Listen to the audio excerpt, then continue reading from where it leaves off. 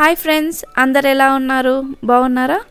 ఈరోజు నేను తెలంగాణ స్టైల్ సర్వపిండి చేస్తున్నాను.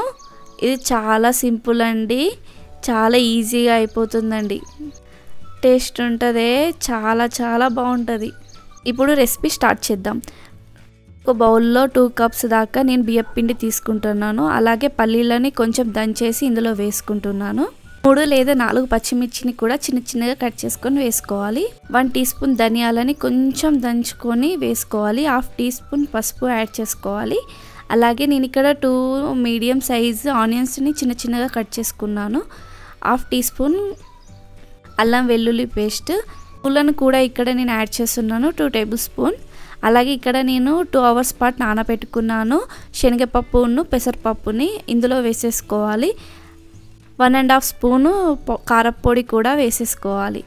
రుచికి సరిపడా ఉప్పుని కూడా వేసేసుకొని 1 కప్ దాకా నేను కరివేపాకు తీసుకుంటున్నాను. ఇలా వాష్ చేసేసుకొని చిన్నగా పీసెస్ లాగా కట్ చేసుకొని ఇందులో వేసేసుకొని ఈ ఇంగ్రీడియంట్స్ అన్నీ కలిసేలాగా ముందు కలిపేసుకోవాలండి. బాగా కలిపేసుకున్నాక ఇప్పుడు కొన్ని వాటర్ పోసుకుంటూ చపాతీ పిండిలాగా ముద్దలాగా చేసేసుకోవాలి. బాగా పల్చగా చేసుకోకూడదండి సర్వపిండి, లేకపోతే గిన్నెకే అతుక్కిపోతుంది. ఇందులో చూపించినట్టుగా ఇలా ఉండాలండి. ఇప్పుడు ఒక బౌల్ తీసుకొని బౌల్లో ఆయిల్ వేసేసుకోవాలి.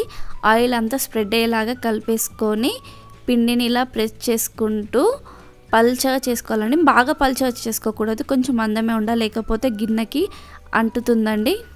ఇలా చూపించినట్టుగా ఇందులో హోల్స్ పెట్టుకోవాలి. ఇది క్రిస్పీనెస్ కోసం నేను ఇలా పెడుతున్నానండి. ఇందులో మనము 1 టీ స్పూన్ ఆయిల్ వేసేసుకోవాలి. ఇప్పుడు స్టవ్ పైన పెట్టి 5 మినిట్స్ దాకా ఫ్రై చేసుకోవాలి. చూసారు కదండి ఎంత బాగా వచ్చిందో. చూసారు కదా సర్వపిండి కూడా ఎంత ఈజీగా వచ్చేస్తుందో. ఇప్పుడు నేను చెప్పిన ఇంగ్రీడియంట్స్ తోటి ఇలా ట్రై చేయండి, మీకు టేస్ట్ మాత్రం చాలా బాగా వస్తుందండి. అంతేనండి, తెలంగాణ స్టైల్ సర్వపిండి రెడీ. మీకు కూడా వీడియో నచ్చినట్లయితే లైక్, షేర్, సబ్స్క్రైబ్ చేసుకోండి. మరిన్ని వీడియోల కోసం బెల్ ఐకాన్ని క్లిక్ చేసుకోండి.